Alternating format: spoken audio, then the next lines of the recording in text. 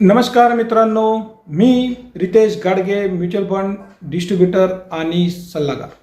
आज मी आपल्याला एक नवीन विषय शिकवतो, तो म्हणजेच म्युच्युअल फंड SIP.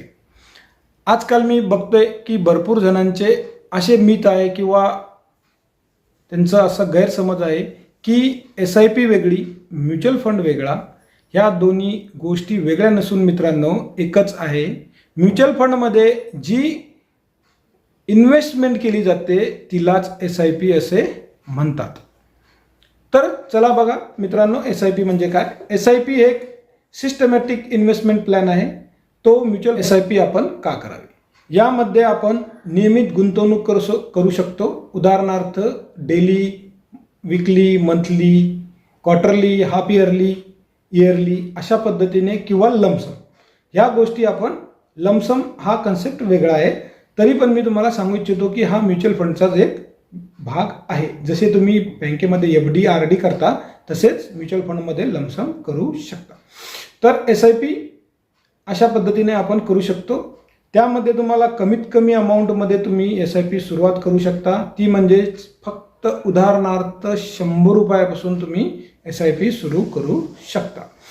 तर चला मित्रांनो, नेक्स्ट यामध्ये तुम्हाला मार्केटचा रुपी कॉस्ट ॲव्हरेजिंग हा कन्सेप्ट चांगल्या प्रकारे मिळून जातो. तो म्हणजे कसा की काही वस्तू आपण अशा आहेत की त्या एक अमाऊंटने प्रत्येक वेळेला कमी जास्त मिळतात, तर त्यालाच म्हणतात रुपी कॉस्ट ॲव्हरेजिंग. उदाहरणार्थ 10 रुपयाला 10 गोट्या किंवा चेंडू मिळतात, तर पुढच्या महिन्याला 10 रुपयाला 9 मिळाले तर म्हणजे काय झालं की त्याचा प्राईस वाढला. त्या वस्तूचा प्राईस काय झाला, वाढला, म्हणून आपल्याला 9 मिळाल्या. जर त्याचा प्राईस कमी झाला तर आपल्याला वस्तू जास्त मिळणार. 10 रुपयाला जर आपल्याला 12 मिळाल्या तर उदाहरणार्थ त्याची एकची अमाऊंट 80 पैसे झाली अशी मी समजतो. तर यालाच म्हणतात रुपी कॉस्ट ॲव्हरेजिंग. त्यानंतर मध्ये आपण काय निश्चित टायमाला निश्चित अमाऊंट इन्व्हेस्टमेंट करतो, म्हणजेच आपण त्यामध्ये शिस्तबद्ध पद्धतीने इन्व्हेस्टमेंट करतो, त्यालाच डिसिप्लिन इन्व्हेस्टमेंट असं म्हणतात. यामध्ये आपण जास्तीत जास्त फोकस जो आहे SIPचा तो लॉंग टर्ममध्ये असला पाहिजे. मी तर असे समजतो की मित्रांनो, 1-2 वर्षासाठी किंवा 2.5 वर्ष 3 वर्ष सर मला हे करायचं ते करायचं.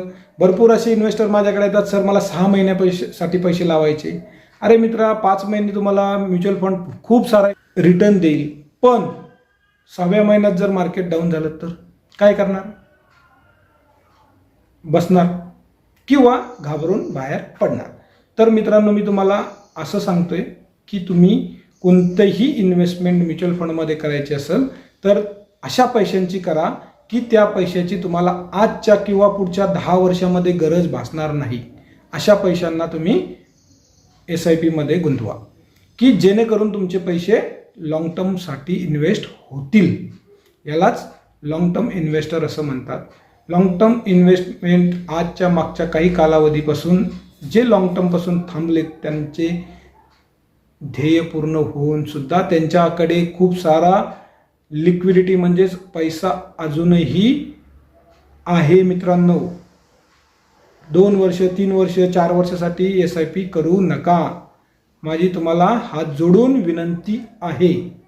तर चला मित्रांनो, मी तुम्हाला आता पुढचं हे सांगतो की यामध्ये तुम्हाला लिक्विडिटी मिळते, फ्लेक्सिबिलिटी आपण ज्याला म्हणतो, की जसं की आज समजतो मी की एखाद्या मुलाने कमीत कमी पैशामध्ये 2,000 4,000मध्ये 5,000मध्ये SIP स्टार्ट केली, पण त्याला 2 वर्षांनी 1 वर्षांनी थोडेसे जास्त बेनिफिट्स दिसायला लागले बाकीच्या वस्तूपेक्षा.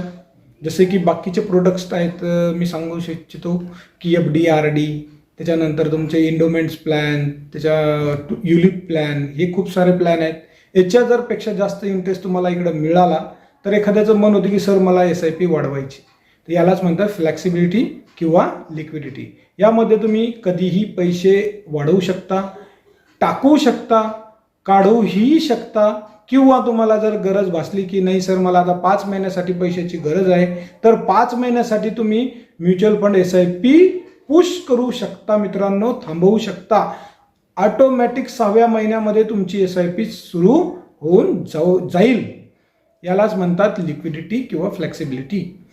तर चला मित्रांनो, यामध्ये काय होतं की आपण लक्षपूर्वक याच्यामध्ये जर इन्व्हेस्टमेंट केली किंवा जास्तीत जास्त अमाऊंट जर तुम्ही इन्व्हेस्टमेंट केली तर तुमचे ध्येय आणि उद्दिष्टे लवकरात लवकर पूर्ण होऊ शकतात. यालाच SIP असे म्हणतात. ठीक आहे. तर ही पद्धत जी आपण करायचा प्रयत्न करतो किंवा आपल्याला भरपूर जणांना माहिती नसते कशी करावी, काय करावी, तर मित्रांनो मी तुम्हाला सांगू इच्छितो की आज आपल्याकडे 2 ते 3 पद्धती आहेत. 2 म्हणजेच पहिली एक म्हणजे तुम्हाला ऑफलाईन पद्धत, ती तुम्ही कुठल्याही म्युच्युअल फंडच्या ऑफिसला किंवा RTIच्या ऑफिसला जाऊन इन्व्हेस्टमेंट सुरू करू शकता. त्यासाठी लागणारे कागदपत्र आधार कार्ड, पॅन कार्ड, बँकेचा कॅन्सल चेक, त्याच्यानंतर तुमचे 2 फोटोज, एक ईमेल ID, मोबाईल नंबर, एवढे कागदपत्र घेऊन जाऊन तुम्हाला ऑफिसला भेट द्यायची. तिथे तुम्हाला एक ॲप्लिकेशन फॉर्म मिळणार. ते फॉर्म फिलअप करून तुम्ही त्या कुठल्याही म्युच्युअल फंडमध्ये जाऊन इन्व्हेस्टमेंट करू शकता. दुसरा आहे ऑनलाईन पद्धत. ती म्हणजे आजकाल सर्वांकडे मोबाईल आहेत मित्रांनो. त्यामध्ये असे खूप सारे ॲप्लिकेशन मिळतील तुम्हाला SIP स्टार्ट करण्यासाठी.